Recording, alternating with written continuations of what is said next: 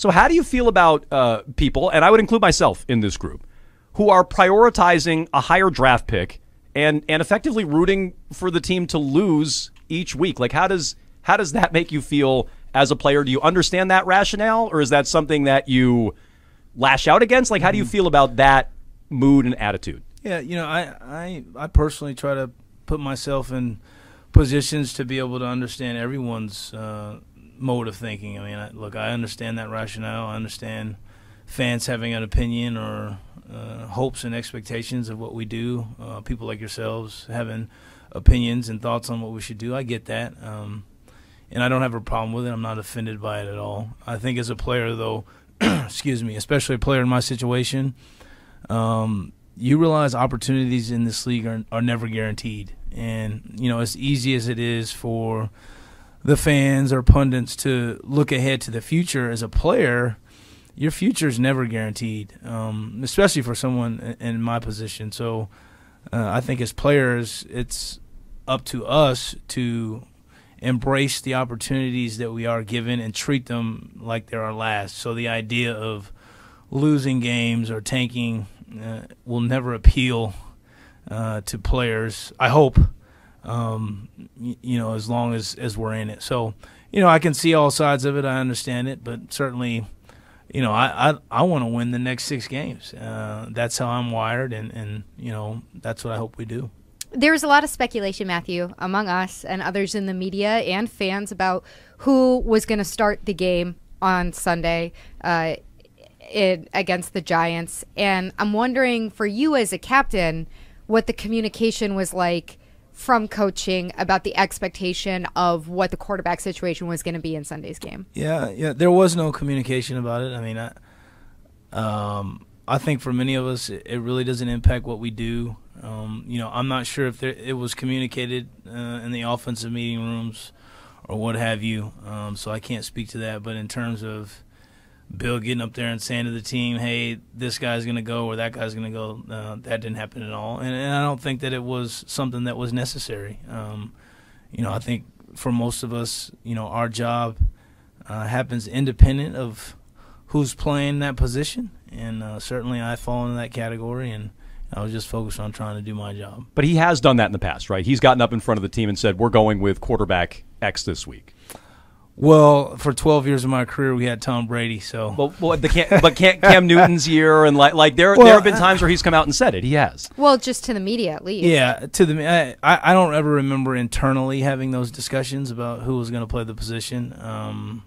Again, it's been a little bit since I've sat in those offensive meetings full time, so I'm not sure what's being communicated in there, and I'm not sure what the expectations are from those guys.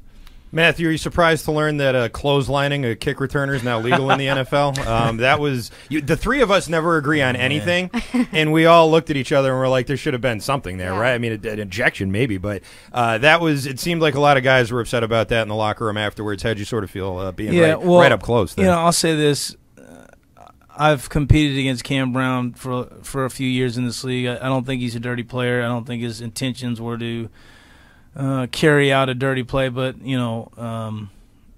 intention versus what actually happened were different in this situation. I saw the play. I don't think those are the type of plays that this league wants. I think those are the type of plays that this league is trying to get rid of and minimize, and I'm very shocked that it wasn't penalized. I want to tread lightly here. I've already been fined twice by the league this year. So, I'm sure they'll take a look at it, and maybe they'll feel differently upon further review. But, we don't want to see plays like that. We don't want to see guys laid out on the field like Pop was yesterday. Whenever we can avoid that, we need to avoid that. It's been unusual to see a starting quarterback in Mac Jones benched as many times this season as he has.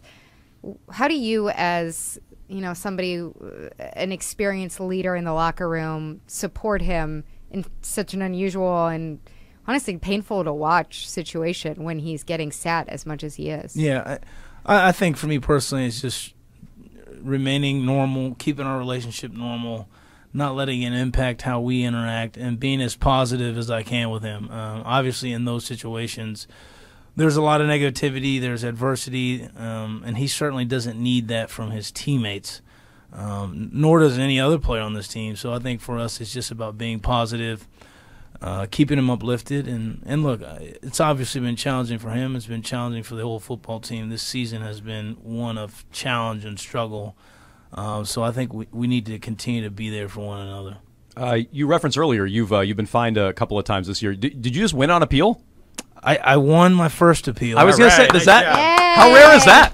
Does that ever I got happen? it totally rescinded. Nice. So, Bravo. Good you know, work. I appealed the second Take one. that, and, Roger. Yeah. And we shall see how the second one plays out. Oh, that's still pending. Yes, that's still pending. Okay, well, let you fill us in Okay. when you get that. Well, that we need result. to You fill us in. celebrate these victories. Yes, exactly. Well Exactly. done. All right. Well, Matthew Slater, we know it's been a trying season. We appreciate you joining us here every Patriots Monday, and we'll talk to you next week. Thanks a lot, Thank guys. you.